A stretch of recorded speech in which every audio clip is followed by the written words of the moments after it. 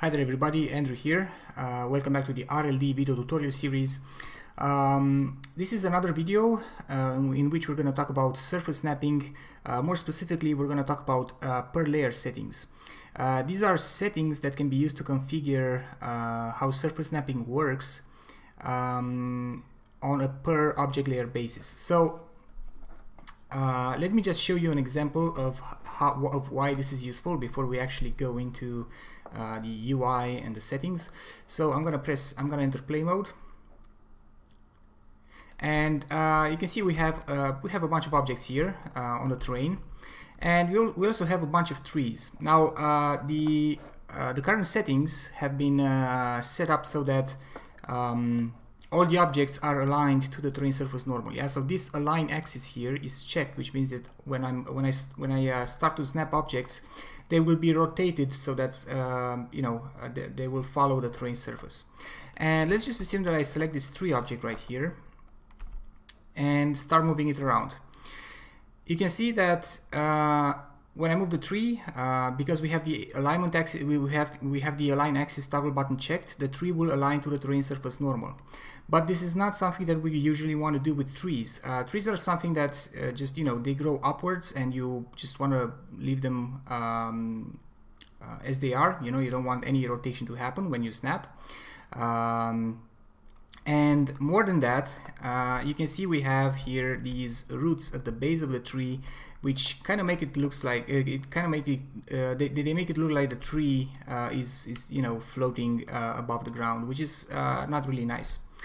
So the way in which you can solve this is you can define a layer. You have here this section called per layer settings, and in my case I have all the tree objects assigned to the trees layer. So let me just exit play mode. If I select the tree object, you can see it belongs to a layer called trees. All these trees belong to the trees layer, right?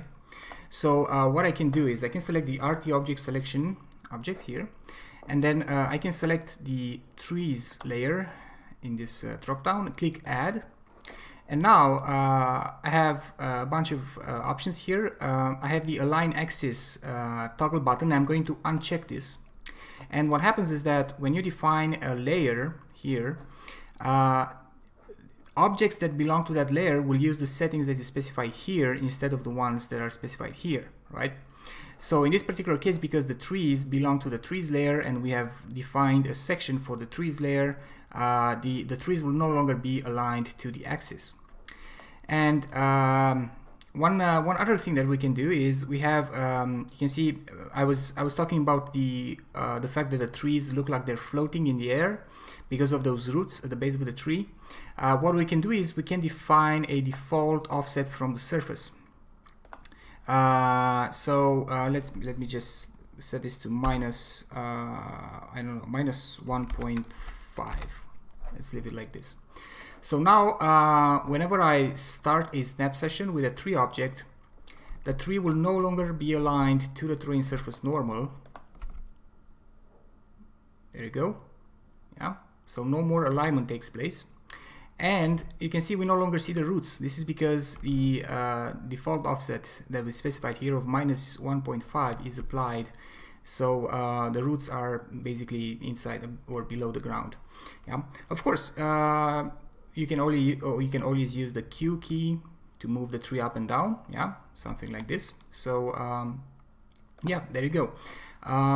So just remember, all the objects, like the settings, the settings that you see here are basically, they apply globally to all the objects. But objects that belong to a layer that has been specified in this per layer set, that has an entry in this per layer settings section, we'll use these settings instead. All right, that's it. Thank you very much for watching. Bye bye.